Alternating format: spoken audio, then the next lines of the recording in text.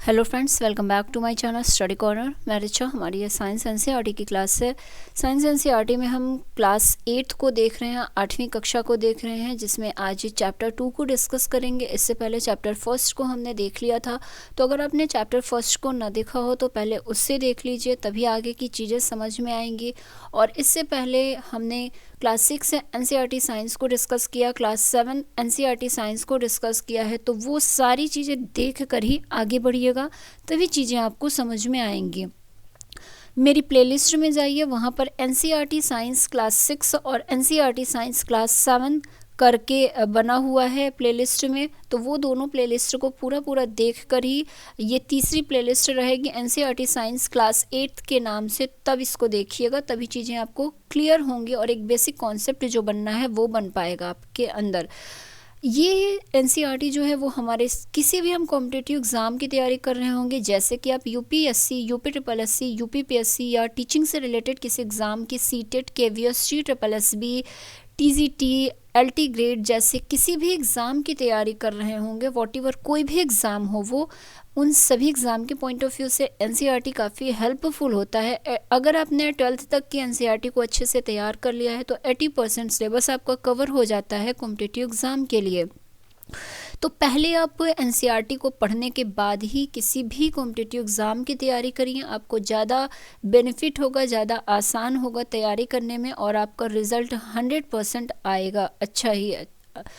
तो ये आज का हमारा जो चैप्टर है, इसको शुरू करने से पहले एक रिक्वेस्ट है आपसे कि वीडियो में अंत तक जुड़े रहा करिए, और वीडियो अच्छा लगता हो, हेल्पफुल लगता हो आपको तो लाइक कर दिया करिए, शेयर कर दिया करिए, अपने फ्रेंड्स और फैमिली मेम्बर्स में ज़्यादा से ज़्यादा लोगों को शेयर करिए, ताकि जिनको ज़रूरत है इन वीडियो की उन तक ये वीडियो पहुँच पाए आसानी से। और अगर आप हमारे चैनल के नए व्यूवर्स हैं, चैनल को सब्सक्राइब नहीं किए हैं, तो चैनल को सब्सक्राइब कर लीजिए, बेल आइकॉन के बटन को ऑन कर दीजिए, ताकि कोई भी वीडियो अपलोड हो तो उसका नोटिफिकेशन आप तक पहुंच जाए। हम अपने आज के इस क्लास को शुरू करते हैं। चैप्टर 2 नाम है हमारा सूक्ष्म जीव मित्र एवं शत्रु, माइक्रो ऑर्गेनिज्म फ्रेंड्स एंड फो। तो ये हमारा चैप्टर है, दोनों ही लैंग्वेज में हम चीज़ों को डिस्कस करेंगे, तो बेफिक्र रहिए, आप चाहे हिंदी मीडियम के हों चाहे इंग्लिश मीडियम का, इससे कोई लेना देना नहीं रहेगा हमारे वीडियोज़ का।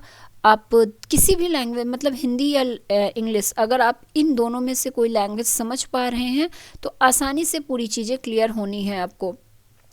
अब यहाँ पे बताया गया है, इस चैप्टर की बेसिक कॉन्सेप्ट की बात की जाए, एक बेसिक स्ट्रक्चर की बात की जाए, तो इस पूरे चैप्टर में हम माइक्रो ऑर्गेनिज्म को जानेंगे कि हमारे लिए माइक्रो ऑर्गेनिज्म कितने इम्पॉर्टेंट होते हैं, कौन कौन से ऐसे माइक्रो ऑर्गेनिज्म होते हैं जो हमारे लिए इम्पॉर्टेंट होते हैं या जो हमारे लिए हानिकारक होते हैं, मतलब सूक्ष्म जीवों का हमारी लाइफ में क्या इफ़ेक्ट पड़ता है, अच्छा बुरा, वो सारी चीज़ें हम जानेंगे। इनसे होने वाले कुछ बीमारियों को जानेंगे, जो कि पौधों में भी होता है, इंसानों में भी होता है, तो ये सारे ही चीज़ें इस चैप्टर में जानेंगे। और किसी भी कॉम्पिटिटिव एग्ज़ाम में आप बैठने वाले होंगे, यहाँ से एक नंबर फिक्स रहता है, एक क्वेश्चन फिक्स रहता है, जो माइक्रो ऑर्गेनिज्म से होने वाला डिजीज़ होता है उससे एक क्वेश्चन बनता है। तो देखते हैं, यहाँ पे सबसे पहले लिखा हुआ है कि कुछ जीव ऐसे भी हैं जिन्हें हम बिना यंत्र की सहायता से केवल आँखों से नहीं देख सकते हैं। इन्हें क्या कहेंगे? सूक्ष्म जीव। तो जो माइक्रो ऑर्गेनिज्म होते हैं उन्हें हम डायरेक्ट अपनी आँखों से नहीं देख सकते, उसके लिए आपको माइक्रोस्कोप का यूज करना होगा। उदाहरण के लिए, जैसे अक्सर आप देखते होंगे कि बारिश के दिनों में आपकी ब्रेड हो गई, रोटी हो गई, अचार हो गया, मुरब्बा हो गया, या अगर लेदर के शूज़ हैं आपके पास तो उसमें एक वाइट कलर की लेयर बन जाती है, या ब्लैक स्पॉट हो जाते हैं अचार वगैरह में। तो ये क्यों होते हैं, ये क्या होते हैं? तो ये माइक्रो ऑर्गेनिज्म होते हैं, सूक्ष्म जीव होते हैं जो हमें दिखते नहीं हैं, वो इतने ज़्यादा छोटे होते हैं कि उन्हें हम देख नहीं पाते हैं एक्चुअल में कि ये जीव हैं, लेकिन ये सिम्टम्स जो होते हैं उसके द्वारा हम समझ जाते हैं कि हमारी इन चीज़ों पे सूक्ष्म जीव ने अटैक किया हुआ है, माइक्रो ऑर्गेनिज्म ने अपना राज उस पर बना लिया है। तो यही चीज़ें यहाँ पे बताई गई हैं। इन धब्बों को आप अगर किसी लेंस की सहायता से देखेंगे तब आपको एग्जैक्ट उसका जो स्ट्रक्चर है वो समझ में आ जाएगा कि माइक्रो ऑर्गेनिज्म कैसा है। तो ये चीज़ें आपको सूक्ष्म जीव या माइक्रो ऑर्गेनिज्म के बारे में बताई गई हैं। अब आगे बताया गया है कि मिट्टी एवं पानी में अनेक छोटे छोटे सूक्ष्म जीव उपस्थित रहते हैं। सूक्ष्म जीव इतने छोटे होते हैं कि उन्हें बिना यंत्र की सहायता के नहीं देखा जा सकता है। इनमें से कुछ जैसे कि ब्रेड पर उगने वाले कवक हो गए, तो ब्रेड वगैरह में, ब्रेड में, अचार में, लेदर के शूज़ वगैरह में जो भी आप माइक्रो ऑर्गेनिज्म देखते हैं वो क्या होते हैं, वो कवक होते हैं। तो इस तरह से कवक आपको देखने को मिलेंगे। इसके बाद बताया गया है कि इसको लेंस की सहायता से ही आप देख सकते हैं, जबकि कुछ अन्य बिना सूक्ष्मदर्शी की सहायता से भी नहीं दिखाई देते हैं। तो कई तो इतने ज़्यादा छोटे माइक्रो ऑर्गेनिज्म होते हैं कि आप उन्हें माइक्रोस्कोप से भी नहीं देख सकते हैं। यही कारण है कि इन्हें सूक्ष्म जीव कहते हैं। सूक्ष्म या माइक्रो मतलब बहुत छोटा, सीधे नाम से ही समझ में आ रहा होगा आपको। सूक्ष्म जीवों को 4 प्रमुख वर्गों में बांटा गया है। ये वर्ग हैं जीवाणु, कवक, प्रोटोजोआ एवं कुछ शैवाल। तो ये bacteria, fungi, protozoa and some algae हैं जो कि सूक्ष्म जीव की श्रेणी में आते हैं। अभी इसके बाद बताया गया है कि जीवाणु, शैवाल, प्रोटोजोआ एवं कवक कुछ सामान्य सूक्ष्म जीव 2.1 से 2.4 में दर्शाए गए हैं। तो एक बार इनके इमेज भी आप देख लेंगे तो ज़्यादा क्लियर हो जाएगा आपको। यहाँ पे आप देख सकते हैं, यहाँ पे एक बैक्टीरिया है। बैक्टीरिया भी डिफरेंट शेप के होते हैं। तो कुछ डिफरेंट शेप के बैक्टीरिया इमेज में दिखाया गया है। एक तो स्पाइरल बैक्टीरिया है, ये स्पाइरल टाइप में रहता है, जैसे रिबन होता है उस तरह से। और एक छड़नुमा बैक्टीरिया है। तो 2 टाइप के बैक्टीरिया आपको दिखाए गए हैं इस इमेज में। तो स्पाइरल वाला और छड़नुमा जो डंडे के छड़ के शेप में होता है, यहाँ पर दिख भी रहा होगा इस इमेज में। ये माइक्रोस्कोपिक इमेज है। इसके बाद शैवाल की बात की जाए तो 2 शैवालों को आपको दिखाया गया है, 2 एल्गी को दिखाया गया है जिनका नाम क्या है, क्लेमाइडोमोनास और स्पाइरोगायरा। ये सारी चीज़ें हिंदी और इंग्लिश में सेम नाम रहेगा, तो इसका हिंदी में कोई नाम नहीं होता। हिंदी वाले बच्चे परेशान नहीं होंगे, ये ऐसे ही इसका नाम आप रट लीजिए कि शैवाल कौन से होते हैं। तो हमारे स्पाइरोगायरा और क्लेमाइडोमोनास जो हैं ये शैवाल होते हैं। फिर प्रोटोजोआ के बारे में बताया गया है। 2 प्रोटोजोआ आपको इमेज में दिखाया गया है। एक अमीबा होता है और एक दूसरा जो है वो पैरामीशियम होता है। पैरामीशियम की शेप की बात की जाए तो जैसे आपका स्लीपर होता है, बिल्कुल उस शेप में होता है, इसीलिए इसका नाम जो है वो स्लिपरी प्रोटोजोआ के नाम से भी ये जाना जाता है, पैरामीशियम, क्योंकि इसका शेप बिल्कुल आपके स्लीपर की तरह होता है। और अमीबा की बात की जाए तो इसका शेप इर्रेगुलर शेप होता है। इसके जो शरीर का ढांचा होता है वो बनता बिगड़ता रहता है। तो ये इसका शेप इर्रेगुलर होता है, इसका कोई शेप नहीं होता है। इसके बाद यहाँ पे नीचे कुछ कवक के बारे में, मतलब फंजाई के बारे में बताया गया है। तो एक तो राइजोपस है जो आप ब्रेड रोटी वगैरह में देखते हैं, वो कवक फंजाई होता है, माइक्रो ऑर्गेनिज्म फंजाई है। जो राइजोपस कवक में भी ये जो राइजोपस इसका नाम होता है जो ब्रेड वगैरह में लगता है, या इसे ब्रेड मोल्ड भी इसी से बोलते हैं। और एक दूसरा होता है पेनिसिलियम, और तीसरा नाम दिया गया है एस्परजिलस का। तो इस तरह से 3 फंजाई के नाम आपको दे दिए गए हैं, बता दिया गया है। इसके बाद ये वायरस से, यहाँ पे एक वायरस का स्ट्रक्चर दिखाया गया है। तो अब इसके आगे हम स्ट्रक्चर को तो देख लिया, अब इनके बारे में थोड़ा सा जानते हैं कि ये सारी चीज़ें क्या हैं। तो हम यहाँ पर थे जीवाणु, कवक, प्रोटोजोआ एवं कुछ शैवाल। इस तरह से जो माइक्रो ऑर्गेनिज्म हैं इनको 4 क्लास में डिवाइड किया गया है। अब इसमें सबसे पहले हम वायरस को देखेंगे, विषाणु को देखेंगे। विषाणु क्या होते हैं, वायरस क्या होते हैं। तो ये सूक्ष्म जीव होते हैं, जैसा कि हम जान ही रहे हैं, हम माइक्रो ऑर्गेनिज्म को पढ़ रहे हैं। तो वायरसेस आर आल्सो माइक्रोस्कोपिक, ये माइक्रोस्कोप से देखे जाते हैं, but are different from other microorganisms. लेकिन ये दूसरे जो माइक्रो ऑर्गेनिज्म्स हैं उनसे डिफर होते हैं। वे केवल परपोषी में ही गुणन करते हैं, अर्थात जीवाणु पौधे अथवा जंतु कोशिका में गुणन करते हैं। विषाणु एक वायरस का आपने इमेज देख ही लिया था। कुछ सामान्य रोग जैसे जुकाम, इन्फ्लुएंजा एवं अधिकतर खांसी विषाणु द्वारा होता है। तो अब सर्दियों का दिन चल रहा है, आपको अक्सर सर्दी और ज़ुकाम होता है, तो इसका कारण वायरस होता है। ये वायरस जो है ये क्या करते हैं, एक जगह से दूसरी जगह पे वायरस को फैलाते रहते हैं। तो अक्सर आप देखे होंगे कि अगर आपके घर में किसी एक को ज़ुकाम या सर्दी है तो कुछ दिनों में दूसरे मेंबर्स जो घर के हैं उनको भी हो जाता है। तो वायरस हवा से क्या करता है, एक जगह से दूसरी जगह पे ये जा सकता है। तो इसलिए कभी भी आपको सर्दी ज़ुकाम हो, जब भी छींक आए या खांसी आए तो आप एक रुमाल को अपने मुंह में रख लीजिए, तब खांसिए या छींकिए, या तो अपने हाथों का यूज करिए और बाद में हाथों को धो लीजिए। इससे क्या होगा, ये वायरस फैलेगा नहीं और दूसरों को इसका संक्रमण नहीं होगा। तो ये चीज़ें हैं। यहाँ पे कुछ सामान्य रोग आपको बता दिया गया है। जुकाम हो गया, फ्लू हो गया एवं अधिकतर खांसी जो है वो विषाणु द्वारा होता है। और आजकल तो एक वायरस काफ़ी फेमस है, कोविड-19, आप देख ही रहे हैं इसका प्रकोप, तो ये भी एक वायरस ही है। कुछ विशेष रोग जैसे कि पोलियो एवं खसरा भी वायरस के द्वारा ही होता है। तो पोलियो, अब तो भारत से पूरी तरह भारत पोलियो मुक्त हो चुका है।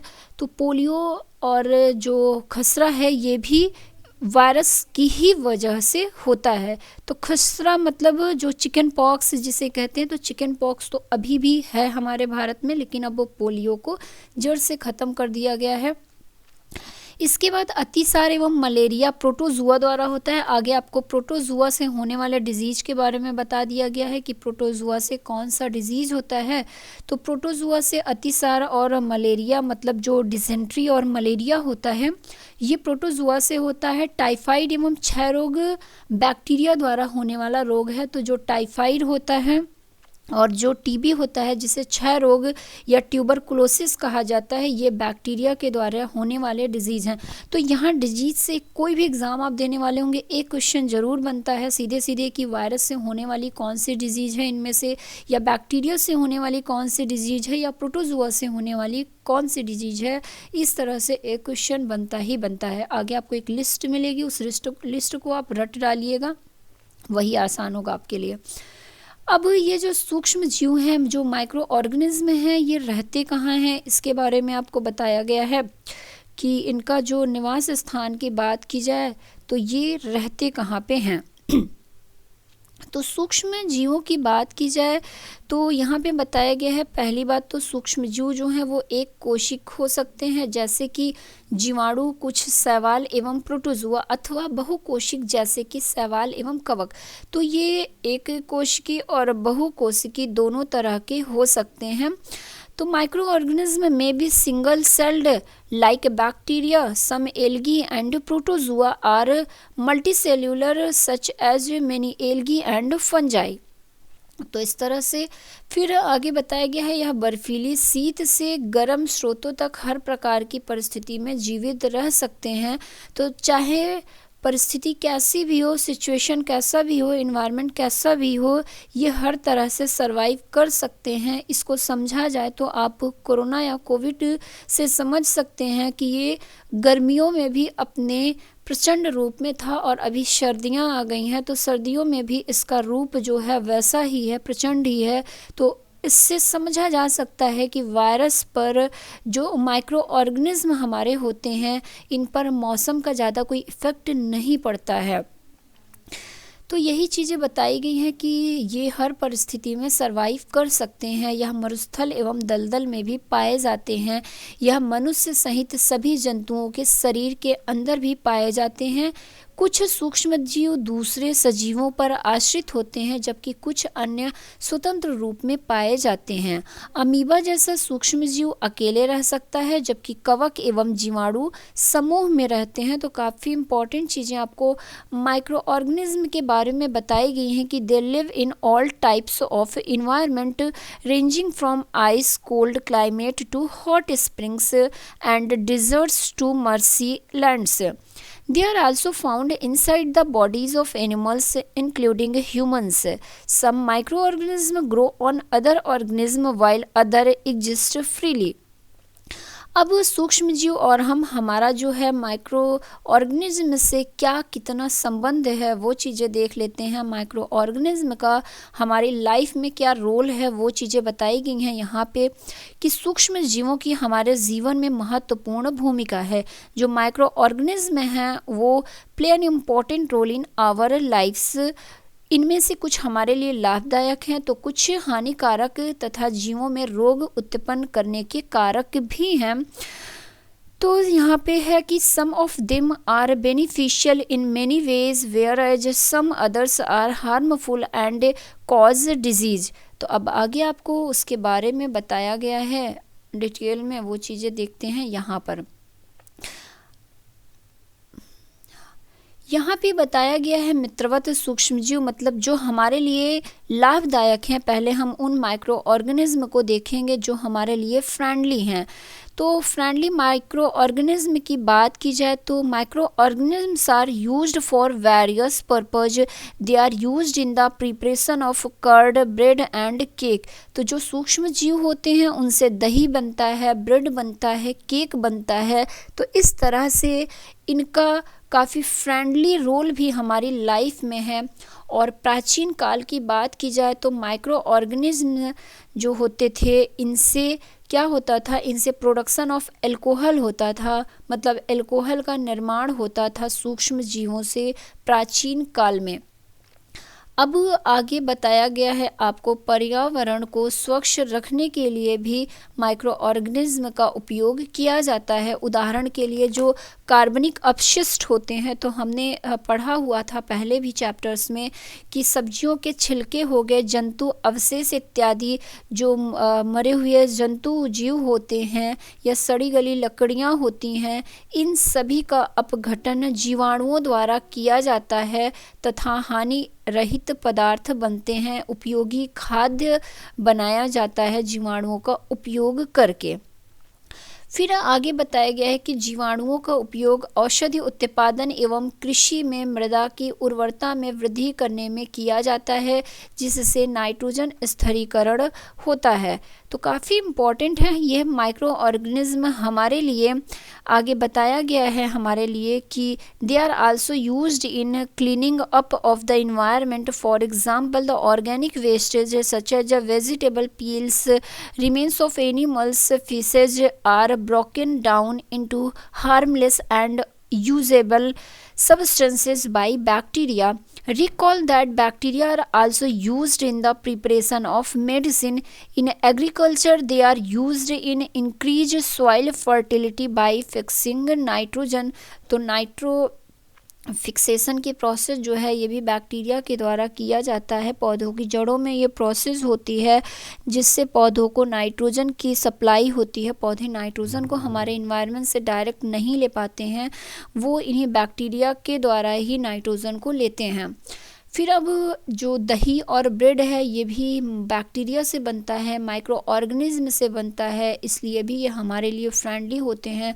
तो जैसा कि 7th क्लास में हमने पढ़ा था कि दूध से दही में परिवर्तन वो किस वजह से होता है, वो बैक्टीरिया की वजह से होता है। उसका नाम क्या है, लैक्टोबैसिलस बैक्टीरिया। तो ये काफ़ी इम्पोर्टेंट है और बहुत बार एग्ज़ाम में पूछा हुआ है कि मिल्क से कर्ड बनने की प्रोसेस में कौन सा बैक्टीरिया का रोल है, तो उसका नाम क्या है, लैक्टोबैसिलस नामक जीवाणु।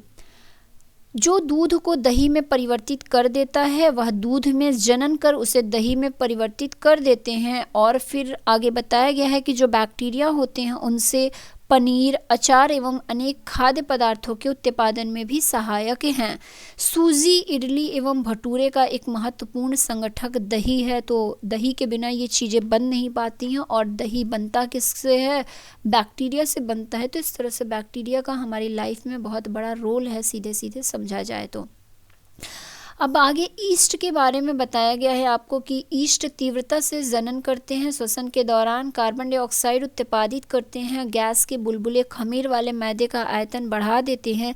यह बेकिंग उद्योग में ईस्ट के उपयोग का आधार है जिसमें ब्रेड, पेस्ट्री एवं केक बनाए जाते हैं। तो जो ईस्ट होता है ये हमारा माइक्रो ऑर्गेनिज्म है और इसके द्वारा ब्रेड बनाया जाता है, पेस्ट्री बनाई जाती है, केक बनाया जाता है।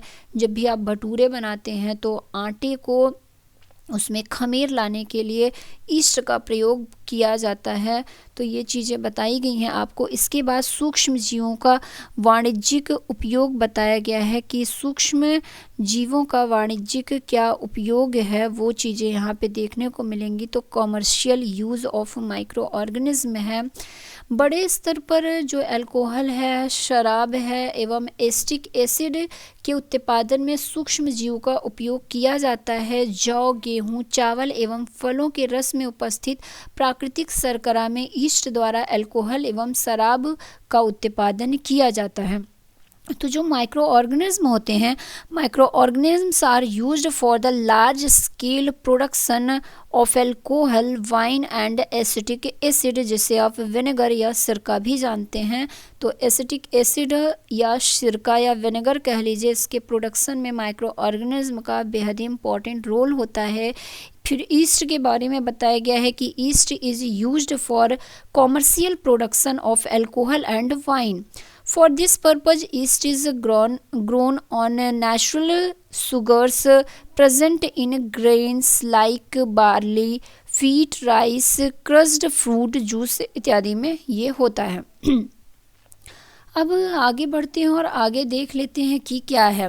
आगे भी बताया गया है आपको इसी के बारे में कि यह गंध अल्कोहल की हो जो चीनी के अल्कोहल में परिवर्तित होने के कारण बना है। चीनी के अल्कोहल में परिवर्तन की यह प्रक्रिया किण्वन अथवा फर्मेंटेशन कहलाती है। अच्छा, यहाँ पे ये जो एक्सपेरिमेंट किया गया है कि 500 ml का बीकर लेकर आप उसमें 3/4 भाग तक जल भरिए, इसमें 2-3 चम्मच चीनी घोलिए, इसमें हाफ टीस्पून ईस्ट पाउडर डालिए, इसे 4-5 घंटों के लिए उष्ण स्थान पे ढककर रखिए। अब विलयन को सूंघ कर देखिए कि क्या होता है।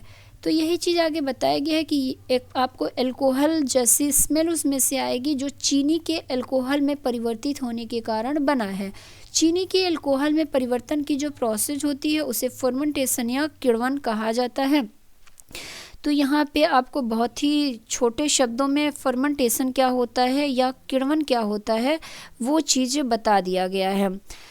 इसके बाद आगे क्या बताया गया है, लुई पाश्चर के बारे में काफ़ी इम्पोर्टेंट चीज़ ये है यहाँ पे लुई पाश्चर जी के बारे में कि लुई पाश्चर ने किण्वन की खोज 1857 ईस्वी में किया हुआ था। तो किण्वन की खोज किसने किया था, ये क्वेश्चन बन सकता है। किण्वन की खोज किसने किया था, लुई पाश्चर ने किया था। लुई पाश्चर नामक वैज्ञानिक जो थे इन्होंने फर्मेंटेशन की खोज किया था। तो फर्मेंटेशन के बारे में ऊपर बताया गया है कि ये क्या होता है, जो हमारा प्रोसेस होता है conversion of sugar into alcohol is known as fermentation. और ये वाला क्वेश्चन बनता है इसकी खोज किसने की थी फर्मेंटेशन की, तो लुई पाश्चर ने 1857 ईस्वी में किया हुआ था। सूक्ष्म जीवों के औषधि उपयोग अब क्या हैं, जो हमारे medicinal use of micro organism हैं। अब आगे उसके बारे में बताया जाएगा आपको कि जब कभी आप बीमार पड़ते हैं तो डॉक्टर आपको पेनिसिलिन का इंजेक्शन देते हैं अथवा कोई अन्य एंटीबायोटिक की गोली अथवा कैप्सूल देते हैं। इन औषधियों का स्रोत माइक्रो ऑर्गेनिज्म ही है। ये बीमारी पैदा करने वाले सूक्ष्म जीवों को नष्ट कर देते हैं अथवा उनकी वृद्धि को रोक देते हैं। इस प्रकार की औषधि को एंटीबायोटिक या प्रतिजैविक कहते हैं। आजकल जीवाणु और कवक से अनेक एंटीबायोटिक औषधियों का उत्पादन हो रहा है। अब यहाँ पे आपको कुछ एंटीबायोटिक के नाम दिए गए हैं जैसे कि स्ट्रेप्टोमाइसिन, टेट्रासाइक्लिन और एरिथ्रोमाइसिन सामान्य रूप से उपयोग की जाने वाली एंटीबायोटिक हैं जिन्हें कवक एवं जीवाणु से उत्पादित किया जाता है। किसी विशिष्ट प्रकार के सूक्ष्म जीव का संवर्धन करके एंटीबायोटिक का उत्पादन किया जाता है जिन्हें अनेक रोगों की चिकित्सा में उपयोग किया जाता है। Whenever you fall ill, the doctor may give you some antibiotic tablets, capsules or injections such as of penicillin. The source of these medicines is microorganisms. These medicines kill or stop the growth of the disease causing microorganism. Such medicines are called antibiotics. तो ये तो आप सभी जानते होंगे, अक्सर आपको बुखार सर्दी जुकाम होता है तो बुखार सर्दी जुकाम की दवाई के साथ आपको अक्सर डॉक्टर एंटीबायोटिक देता है। तो जब भी आप दवाइयाँ लाइए एक बार गूगल में उन चीज़ों के बारे में इंफॉर्मेशन भी कलेक्ट किया करिए, तो आपको इससे पता चलेगा कि आप कौन सी एंटीबायोटिक आपको दी गई है या ये एंटीबायोटिक आपको किस यूज के लिए दिया गया है। तो इस तरह से आप थोड़ा सा एक्टिव रहिए और इन्फॉर्मेशन को भी कलेक्ट करिए। अब आगे काफ़ी इम्पॉर्टेंट चीज़ें बताई गई है अलेक्जेंडर फ्लेमिंग के बारे में कि 1929 ईस्वी में अलेक्जेंडर फ्लेमिंग जो हैं ये बैक्टीरिया रोगों से बचाव हेतु एक संवर्धन पर प्रयोग कर रहे थे। अचानक उन्होंने संवर्धन तस्तरी पर हरे रंग की फफूंद के छोटे बीजाणु देखे। इन्होंने पाया कि यह फफूंद जीवाणु की वृद्धि को रोकते हैं। यह तथ्य पाया कि बहुत सारे जीवाणु फफूंद द्वारा मारे गए। इस प्रकार फफूंद से पेनिसिलिन बनाई गई। तो कितना रोचक ये घटना थी, किस तरह से पेनिसिलिन बना वो बताया गया है कि in 1929 Alexander Fleming was working on a culture of disease causing bacteria. Suddenly he found the spores of a little green mould in one of his culture plates. He observed that the presence of mold prevented the growth of bacteria. In fact, it also killed many of these bacteria. From this, the mold penicillin was prepared. तो इस तरह से penicillin को बनाया गया Alexander Fleming के आविष्कार के द्वारा। तो बहुत सी रोचक चीज़ें, बहुत सी इन्फॉर्मेटिव चीज़ें आपको मिल रही हैं। ये सारी चीज़ें आप नोट्स बनाइए और लिख के बाद में रिवाइज भी करते रहिए। एक बार वीडियो देखने से कुछ समझ में नहीं आएगा, वो चीज़ें आप वक्त के साथ भूल जाएंगे। तो कोशिश करिए पहले वीडियो देखिए, एक बार पूरा वीडियो पहले सुनिए, फिर दोबारा से वीडियो ऑन करिए और अपनी नोट बनाइए, अपनी नोट्स बनाइए, हर इम्पॉर्टेंट पॉइंट लिखिए। उसके बाद जब आपकी नोट्स तैयार हो जाए तो फिर से उस चैप्टर को रिवाइज करिए। तो इस तरह से आप एक ही चीज़ को जब 3 बार देखेंगे, पढ़ेंगे, सुनेंगे तो वो चीज़ें हमेशा के लिए आपके ब्रेन में फिट हो जाएगा, कभी ना ही कन्फ्यूज़न होगी, ना ही कभी भूलेगी। अब आगे बताया गया है कि पशु आहार एवं कुक्कुट आहार में भी एंटीबायोटिक मिलाए जाते हैं, जिसका उपयोग पशुओं में सूक्ष्म जीवों का संचरण रोकना है। एंटीबायोटिक का उपयोग कुछ पौधों के रोग नियंत्रण के लिए भी किया जाता है। तो ये तो आपको एंटीबायोटिक के इम्पोर्टेंस के बारे में बताया गया है। फिर अब एंटीबायोटिक के यूज में कुछ सावधानियां हैं वो बताया गया है कि डॉक्टर की सलाह पर ही आप एंटीबायोटिक जो टैबलेट हैं या कैप्सूल्स या इंजेक्शन है उनका यूज करिए, तथा उस दवा का कोर्स भी पूरा करना चाहिए जितना डॉक्टर ने कहा है। यदि आप एंटीबायोटिक उस समय लेंगे जब उसकी आपको नीड नहीं है तो क्या होगा कि नेक्स्ट टाइम आप जब भी बीमार होंगे और अगर आपको डॉक्टर ने कोई एंटीबायोटिक दिया है तो उसका इफ़ेक्ट बहुत कम होगा।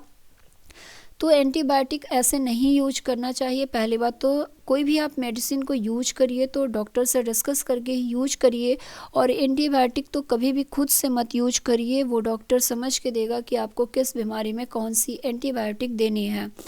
तो वही चीज़ें बताई गई हैं कि डॉक्टर के सजेशन पर ही एंटीबायोटिक का यूज करिए। सर्दी जुकाम एवं फ्लू में एंटीबायोटिक प्रभावशाली नहीं है, ये चीज़ें भी बताई गई हैं।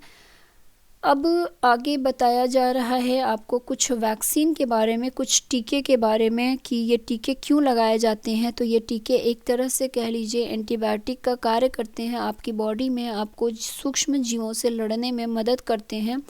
तो जब रोगकारक सूक्ष्म जीव हमारे शरीर में प्रवेश करते हैं तो उनसे लड़ने के लिए हमारा शरीर प्रतिरक्षी उत्पन्न करता है। शरीर को यह भी स्मरण रहता है कि वही सूक्ष्म जीव अगर हमारे शरीर में पुनः प्रवेश करता है तो उससे किस प्रकार लड़ा जाए। अतः यदि मृत अथवा निष्क्रिय सूक्ष्म जीवों को स्वस्थ व्यक्ति के शरीर में प्रविष्ट कराया जाए तो शरीर की कोशिकाएं उसी के अनुसार लड़ने के प्रतिरक्षी उत्पन्न करके रोग कारक को नष्ट कर देती हैं।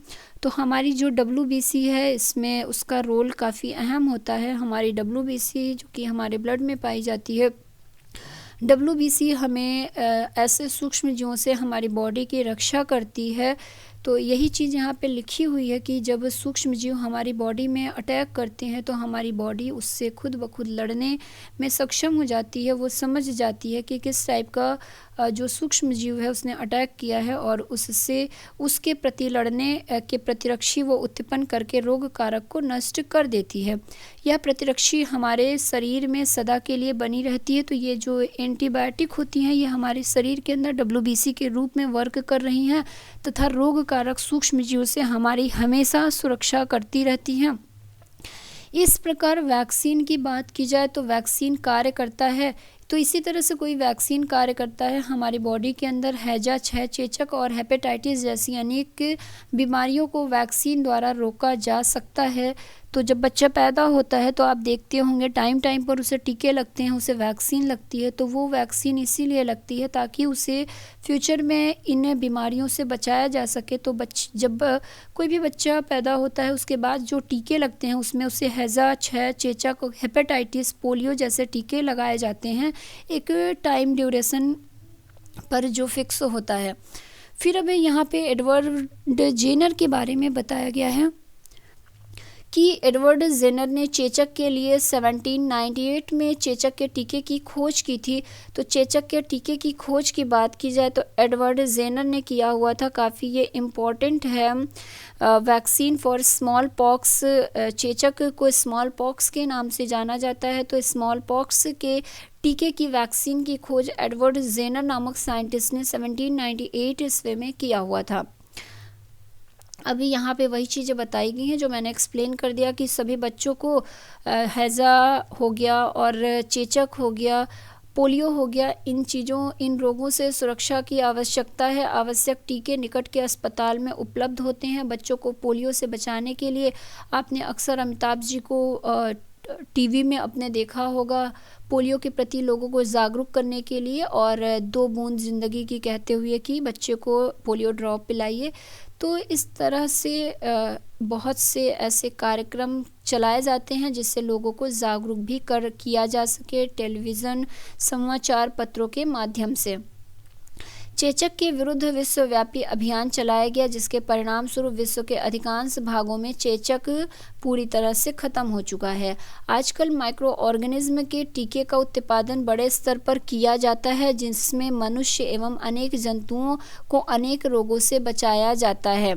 अब मिट्टी की उर्वरता में वृद्धि, जो हमारे माइक्रो ऑर्गेनिज्म हैं उनका रोल क्या है मिट्टी के लिए, वो चीज़ बताई गई है। तो ये मिट्टी की उर्वरता को बढ़ाते हैं, जो इंक्रीजिंग सॉइल फर्टिलिटी है उसमें इनका काफ़ी इम्पॉर्टेंट रोल होता है।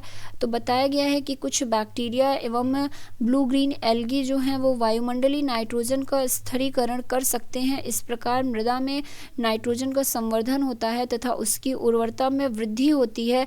इन्हें सामान्यतः जैविक नाइट्रोजन स्थिरीकारक कहते हैं। So some bacteria are able to fix nitrogen from the atmosphere to enrich soil with nitrogen and increase its fertility। तो जो प्लांट होते हैं वो एनवायरनमेंट से नाइट्रोजन को डायरेक्ट नहीं ले सकते हैं, वो मिट्टी के द्वारा ही नाइट्रोजन को ले सकते हैं। तो हमारी मिट्टी में जो इम्पोर्टेंट माइक्रो ऑर्गेनिज्म हैं वो क्या करते हैं, वो पौधों को नाइट्रोजन प्रोवाइड करते हैं नाइट्रोजन फिक्सेशन के द्वारा। ये चीज़ें बता दी गई हैं यहाँ पर। अब इसके बाद नाइट्रोजन स्थिरीकरण, नीले हरे सवाल, ये चीज़ें आपको दिखा दी गई हैं इमेज में। जो ब्लू ग्रीन एल्गी है और जो नाइट्रोजन स्थिरीकरण करने वाले बैक्टीरिया हैं उनका।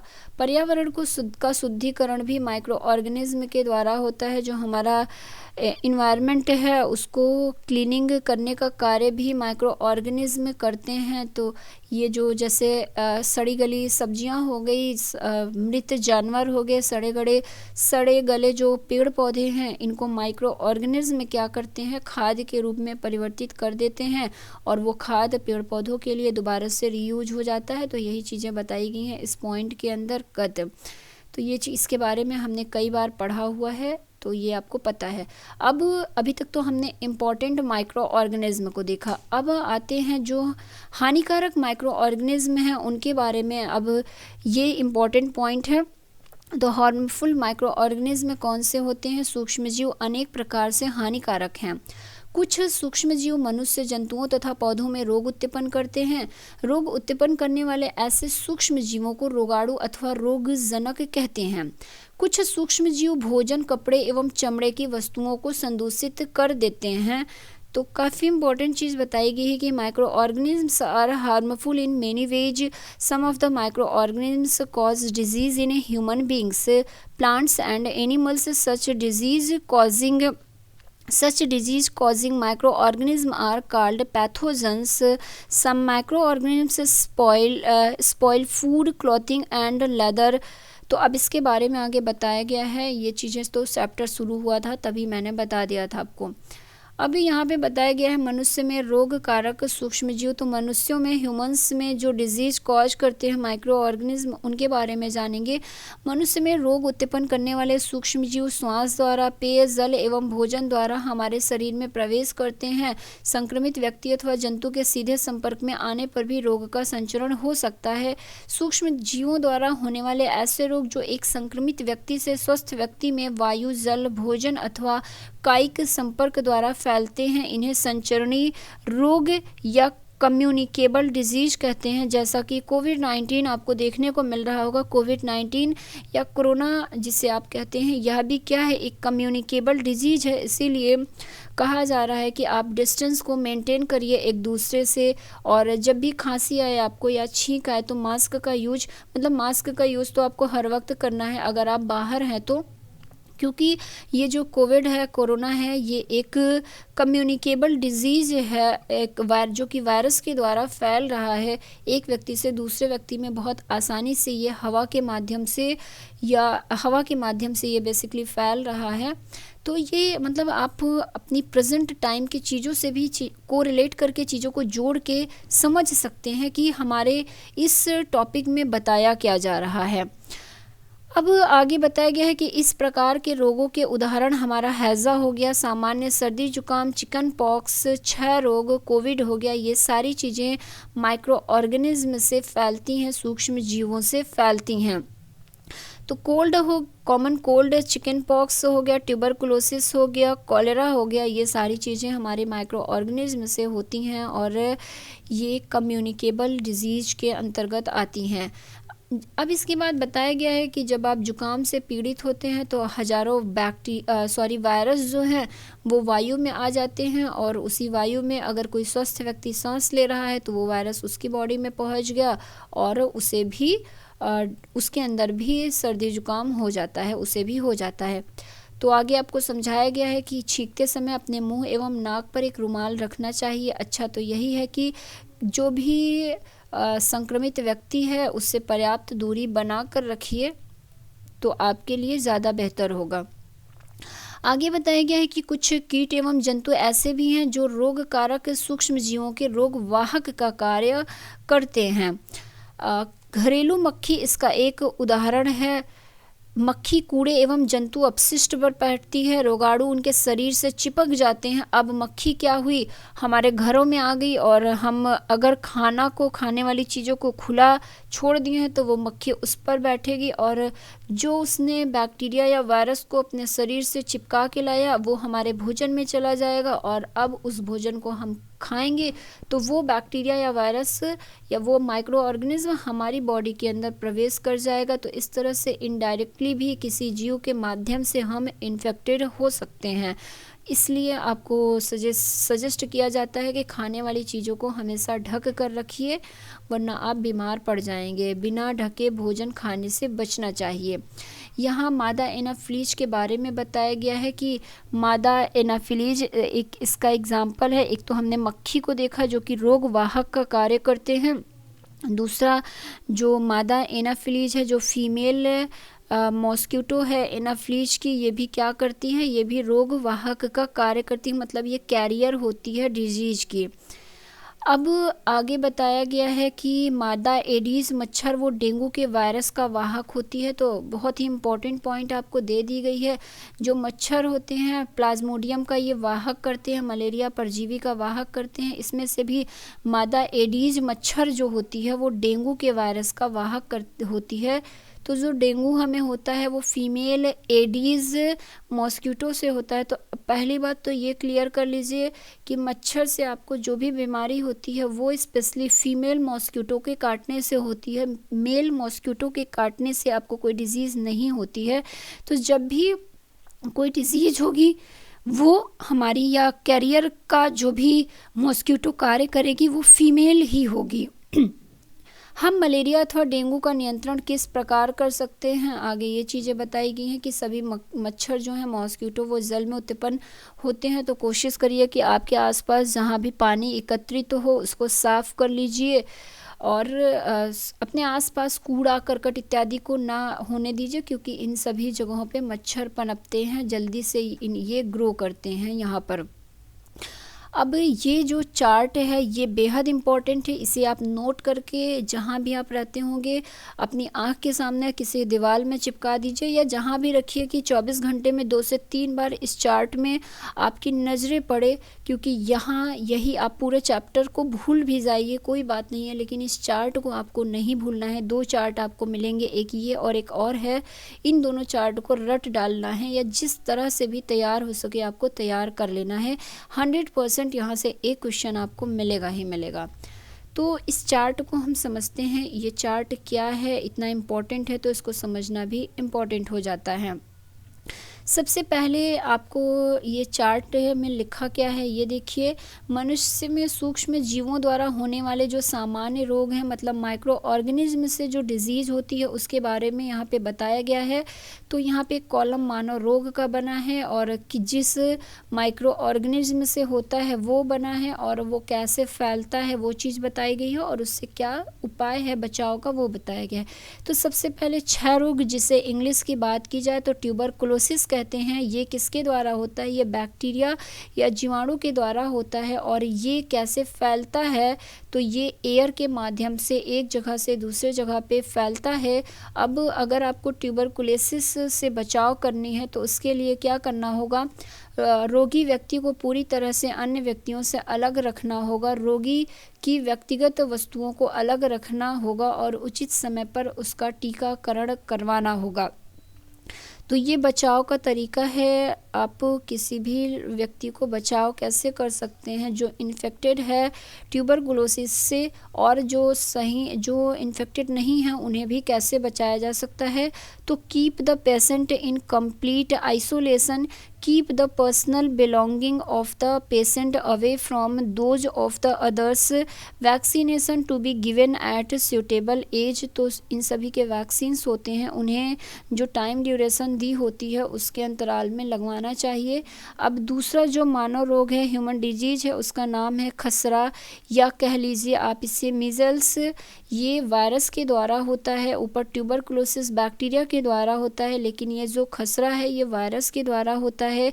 इसका भी संचरण का तरीका जो है ये एयर के माध्यम से होता है और इसमें भी सेम वही प्रिकॉशंस लेनी होंगी जो पहले बताई गई। तो ये प्रिकॉशंस है, ये जो 4 डिजीज हैं सब में सेम रहेगा। फिर तीसरा हमारा जो मानव रोग है वो चिकन पॉक्स है। चिकन पॉक्स को चिकन पॉक्स है हिंदी में भी और इंग्लिश में भी यही बोलेंगे। यहाँ पे ये वायरस के द्वारा होता है, वायरस के द्वारा होता है और ये भी वायु या सीधे संपर्क में होने से होता है। इसके लिए भी आपको वही उपाय करना होगा जो यहाँ पर लिखा हुआ है, जो हमने पढ़ लिया है। फिर चौथा पोलियो है। पोलियो भी वायरस के द्वारा फैलता है और ये इसका संचरण का तरीका क्या है, तो वायु और जल के माध्यम से ये फैलता है। तो 3 डिजीज हमने वायरस के देखे और एक बैक्टीरिया के देखे। तो आप एक कॉलम बनाइए सबसे पहले और उस पर लिखिए वायरस से होने वाले डिजीज और उसके नीचे जितने भी इस लिस्ट में आपको वायरस वाले मिल रहे हैं वो अलग लिखिए और बैक्टीरिया वाले अलग लिखिए, प्रोटोजुआ वाले अलग लिखिए, तो कन्फ्यूजन नहीं होगी। यहाँ पे सारी चीज़ें मिक्स कर दी गई हैं, तो आप अपना चार्ट अपने अकॉर्डिंग बनाइए जैसे कि आपको समझ में आ जाए। फिर नेक्स्ट यहाँ बताया गया है हैज़ा। तो हैज़ा या इसको कॉलेरा कहते हैं इंग्लिश में। हैज़ा किसके द्वारा होता है, हैज़ा बैक्टीरिया के द्वारा होता है और इसका जो ट्रांसपोर्टेशन है ये कैसे होता है, तो ये हमारा वाटर और फूड के द्वारा होता है, जल और भोजन के द्वारा होता है। हैजर्ड से बचाव के लिए आपको क्या करना होगा, maintain personal hygiene and good sanitary habits, consume properly cooked food and boiled drinking water, और वैक्सीन इसका भी लीजिए। तो ये बचाव है हैजा का। व्यक्तिगत स्वच्छता एवं अच्छी आदतों को अपनाना, भली भांति पके भोजन, उबला पेय जल एवं टीकाकरण। टाइफाइड के बारे में भी यही बताया गया है कि टाइफाइड हमारा जो है ये भी बैक्टीरिया से होने वाला रोग है और ये जल के द्वारा फैलता है, जल के द्वारा ये रोग होता है। और इसमें भी वही है, आपको अपनी पर्सनल हाइजीन को मेंटेन करना होगा, अच्छा खाना खाना होगा, पके हुए भोजन और पानी हमेशा उबाल के पीजिए या फिल्टर्ड वाटर का यूज करिए। फिर हेपेटाइटिस ए के बारे में बताया गया है कि हेपेटाइटिस ए ये भी वायरस के द्वारा फैलने वाला रोग है। ये वाटर के माध्यम से फैलता है, जल के माध्यम से फैलता है। तो इसके लिए भी क्या करना होगा, आपको उबले हुए पेयजल का प्रयोग करना होगा और टीकाकरण। फिर लास्ट है मलेरिया। मलेरिया प्रोटोजुआ से होता है, ना ही वायरस से, ना ही बैक्टीरिया से। और मलेरिया रोग फैलता किससे है, ये मच्छर की वजह से फैलता है। तो इससे बचाव के लिए आप मच्छरदानी, मॉस्किटो नेट का यूज करिए। मच्छर भगाने वाले रसायन का प्रयोग कर सकते हैं, लेकिन वो ज़्यादा मात्रा में ना करिए, क्योंकि उससे आपको सांस श्वसन से रिलेटेड प्रॉब्लम हो सकती है, डिजीज हो सकती है। तो कोशिश करिए कि कम से कम यूज रसायन का करिए मच्छर भगाने के लिए। नेचुरल तरीके से मच्छर भगाइए और कीटनाशक का छिड़काव एवं मच्छर के प्रजनन रोकने के लिए जल को किसी भी स्थान पर एकत्र ना होने दें। तो ये कुछ डिजीज़ थी ह्यूमन में होने वाले माइक्रो ऑर्गेनिज्म से। अब पेड़ पौधों में भी कुछ डिजीज़ होती है माइक्रो ऑर्गेनिज्म से, पहले वो हम देख लेंगे, उसके बाद ऊपर कुछ चीज़ें छूट गई है वो देखेंगे। तो पेड़ पौधों में जो माइक्रो ऑर्गेनिज्म से डिजीज होता है ये काफ़ी इम्पॉर्टेंट, ये भी लिस्ट है। तो पहला रोग जो है प्लांट में होने वाला वो नींबू कैंकर, या इसे हम सिट्रस कैंकर के नाम से भी जानते हैं। सिट्रस कैंकर ये बैक्टीरिया की वजह से होता है और इसका जो मोड ऑफ ट्रांसमिशन है ये एयर के माध्यम से होता है। ये नींबू में होने वाला रोग है, नींबू में स्पॉट हो जाता है। तो ये चीज़ें आप देख सकते हैं, यहाँ इमेज में भी दिखाया गया है।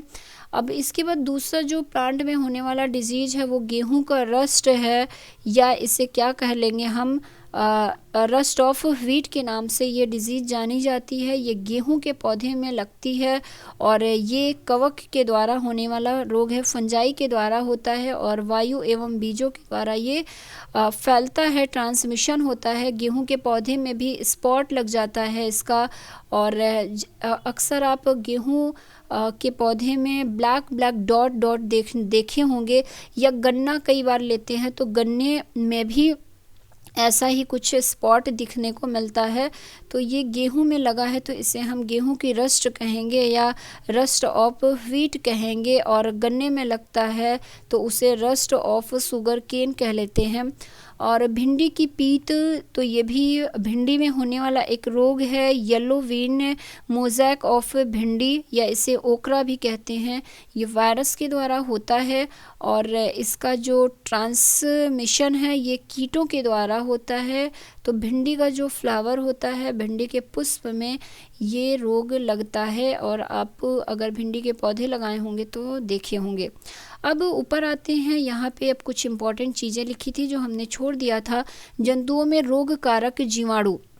अनेक सूक्ष्मजीव केवल मनुष्य एवं पौधों में ही रोग के कारक नहीं होते, वरन वो जंतुओं में भी, जो एनिमल्स हैं उनमें भी रोग उत्पन्न करते हैं। जैसे कि जो एंथ्रेक्स डिजीज होता है वो मनुष्य एवं मवेशियों में होने वाला भयानक रोग है। तो अगर एनिमल्स की बात की जाए तो एंथ्रेक्स डिजीज़ है जो कि काफ़ी भयानक होता है, जो जीवाणु द्वारा होता है।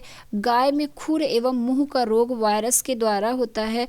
तो ये एनिमल में होने वाले कुछ डिजीज़ बताए गए हैं कि गाय का जो खुर रोग है एवं मुंह का रोग है ये वायरस के द्वारा होता है। तो ये चीज़ें हैं कि ये चीज़ें आपको बताई गई हैं। In other animal for example anthrax is a dangerous human and cattle disease caused by a bacterium. Foot and mouth disease of cattle is caused by a virus. तो ये चीज़ याद रखिएगा। अब इसके बाद पौधों वाला हमने देख ही लिया है कि अनेक सूक्ष्म जीव गेहूँ, चावल, आलू, गन्ना, संतरा, सेब इत्यादि पौधों में रोग के कारक होती हैं। रोग के कारण फसल की उपज में कमी आ जाती है। कुछ रसायनों का प्रयोग करके इन सूक्ष्म जीवों से पर नियंत्रण पाया जा सकता है। तो ये वाला लिस्ट हमने देख लिया है। अब फूड पॉइजनिंग के बारे में बताया गया है। अक्सर आप न्यूज़ में या न्यूज़ के माध्यम से सुनते होंगे फूड पॉइजनिंग के बारे में। तो आज हम ये भी जान लेते हैं कि फूड पॉइजनिंग क्या होता है।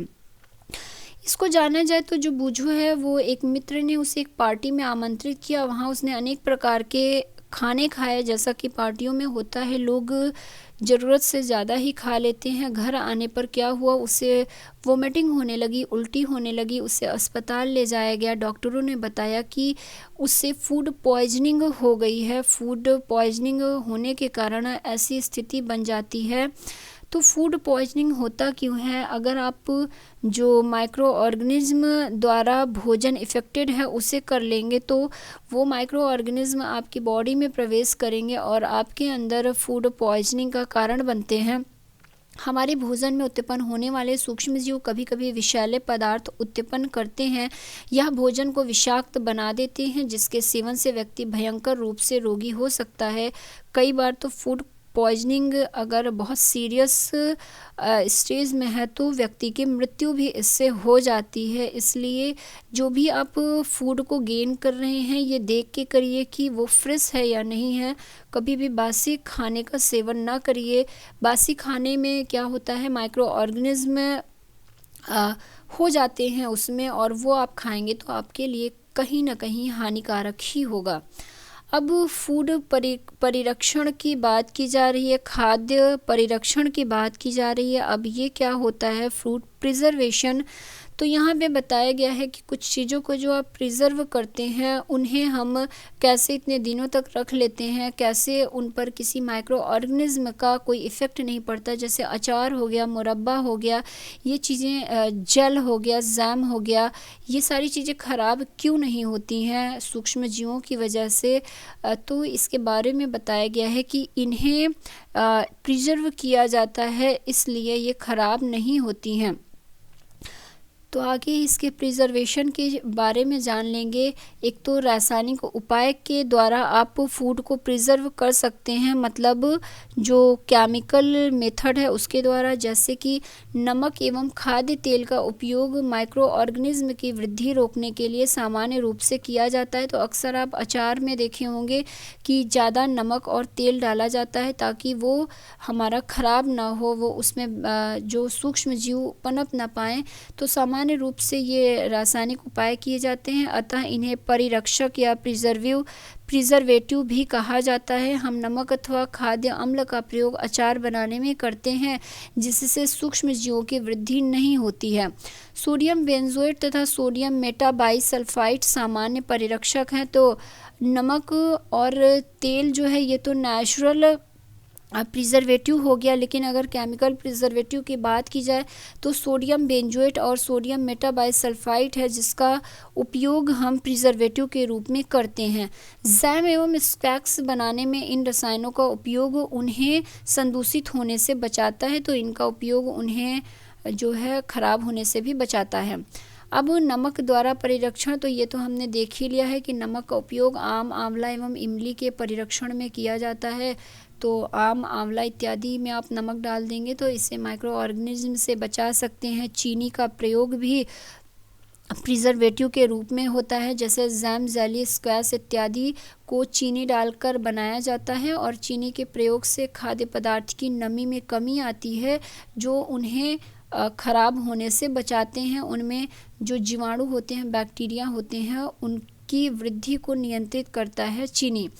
तीसरा है तेल एवं सिरका। तो तेल एवं सिरका को भी प्रिजर्वेटिव के रूप में उपयोग किया जाता है। गर्म और ठंडा चीज़ों को गर्म करके और चीज़ों को ठंडा करके भी हम प्रिजर्व करते हैं। जैसा कि अक्सर आप देखे होंगे कि दूध को उबाला जाता है उसे ख़राब होने से बचाने के लिए, और मार्केट में जो पैकेट वाले दूध अवेलेबल होते हैं वो ख़राब क्यों नहीं होते हैं? तो वो इसी वजह से नहीं ख़राब होते हैं क्योंकि उसे एक निश्चित टेम्परेचर पे गर्म किया जाता है, जिस प्रोसेस गर्म करके ठंडा किया जाता है जिसे हम पॉस्चुरीकरण या क्या कहेंगे, पॉस्चुराइजेशन की प्रोसेस कहेंगे, जिसके द्वारा दूध को प्रिजर्व किया जाता है। तो यहाँ पे वही चीज़ बताई गई है कि थैलियों में आने वाला दूध वो ख़राब क्यों नहीं होता है। तो दूध पाश्चुरीकृत होता है इसलिए वो ख़राब नहीं होता है। अब पाश्चुराइजेशन की प्रोसेस क्या होती है ये बताया गया है कि पाश्चुरीकृत दूध को बिना उबाले इस्तेमाल किया जा सकता है क्योंकि वो ऑलरेडी एक बार उबला हुआ होता है और वो उसमें कोई भी माइक्रो ऑर्गेनिज्म नहीं होता है, तो आप उससे डायरेक्ट भी ले सकते हैं। अब जो पॉस्चुराइजेशन की प्रोसेस है उसमें क्या होता है, दूध को पहले 70 डिग्री सेल्सियस पर 15 से 30 सेकंड के लिए गर्म करते हैं, फिर उसको क्या करते हैं, एकाएक बिल्कुल ठंडा कर देते हैं और उसको प्रिजर्व कर लेते हैं। ऐसा करने से सूक्ष्मजीवों की ग्रोथ रुक जाती है। इस प्रक्रिया की खोज लुई पाश्चर नामक वैज्ञानिक ने की थी, इसीलिए इसे पाश्चुरीकरण कहते हैं। तो जो पॉस्चुराइजेशन की प्रोसेस होती है इसे लुई पाश्चर नामक साइंटिस्ट ने किया था, तो उन्हीं के नाम पर ही इसका नाम भी पॉस्चराइजेशन रखा गया क्योंकि लुई पाश्चर के नाम पे आपको पाश्चर देखने को मिल रहा है, तो उसी से मिलता जुलता नाम पाश्चरीकरण रखा गया। अब इसके बाद नाइट्रोजन स्थिरीकरण क्या होता है ये भी जान लेते हैं। ये किस माइक्रो ऑर्गेनिज्म की वजह से होता है ये भी जान लेते हैं। इसी के साथ हमारा चैप्टर ख़त्म हो जाएगा क्योंकि लगभग हमने हर इम्पॉर्टेंट चीज़ माइक्रो ऑर्गेनिज्म से रिलेटेड डिस्कस कर लिया है। तो नाइट्रोजन फिक्सेशन इसे इंग्लिश में कहा जाएगा। राइजोबियम जीवाणु के बारे में हमने 6 और 7 दोनों ही क्लास में पढ़ा हुआ है। जो लैग्यूम पौधों, जो दलहनी पौधे होते हैं उनमें नाइट्रोजन स्थिरीकरण का कार्य करते हैं। राइजोबियम लैग्यूम पौधों की ग्रंथिकाओं में रहते हैं, जैसे सेम और मटर जो एक सहजीविता है। कभी कभी तड़ित विद्युत द्वारा भी नाइट्रोजन का स्थिरीकरण होता है, परंतु आप जानते हैं कि नाइट्रोजन की मात्रा वायुमंडल में स्थिर रहती है। तो सबसे पहले तो हमारा एटमॉस्फेयर में नाइट्रोजन की मात्रा सबसे ज़्यादा होती है। सबसे ज़्यादा मात्रा में जो गैस पाई जाती है वो नाइट्रोजन होती है हमारे एनवायरनमेंट में, तो ये भी आपको याद रखना होगा। फिर यहाँ पे जो चीज़ें बताई गई हैं राइजोबियम के बारे में कि it is involved in the fixation of nitrogen in leguminous plant forage pulses.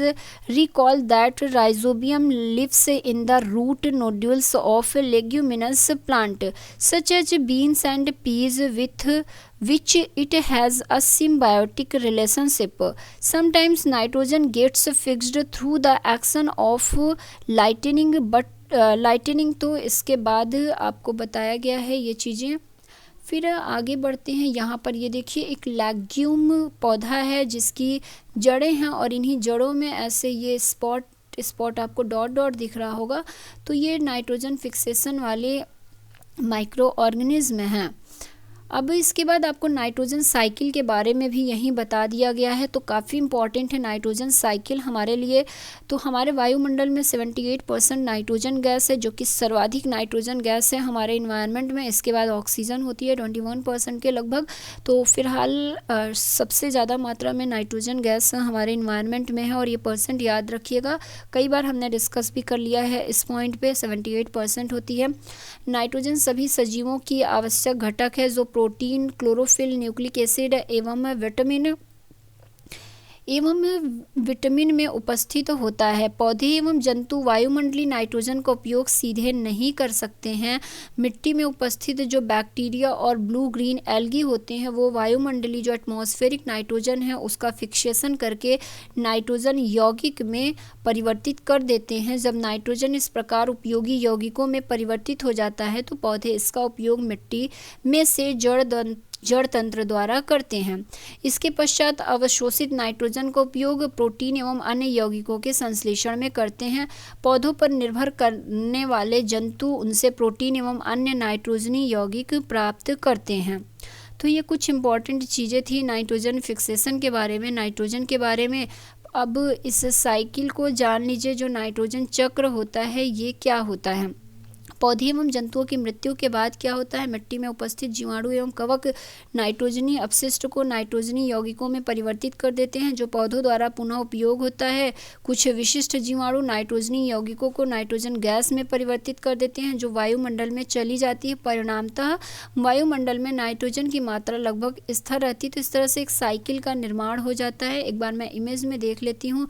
देखिए, सबसे पहले क्या होता है कि मिट्टी में उपस्थित होता है नाइट्रोजन के यौगिक, ठीक है। ये नाइट्रोजन के यौगिक क्या करेंगे, जो एटमॉस्फेयर से नाइट्रोजन है उसको ग्रहण करेंगे। ये चक्र की हम यहाँ से शुरुआत करते हैं वायुमंडलीय नाइट्रोजन से, तब आपको समझ में आएगा।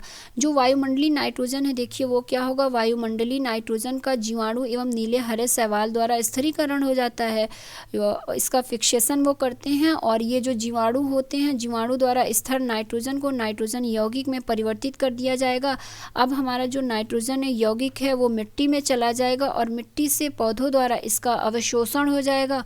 जब पौधे को एब्जॉर्व कर लेंगे तो उन पौधों को जंतु खाएंगे। तो इस तरह से जंतुओं द्वारा पौधों को खाने पर जंतु भी उसे ग्रहण कर लेंगे।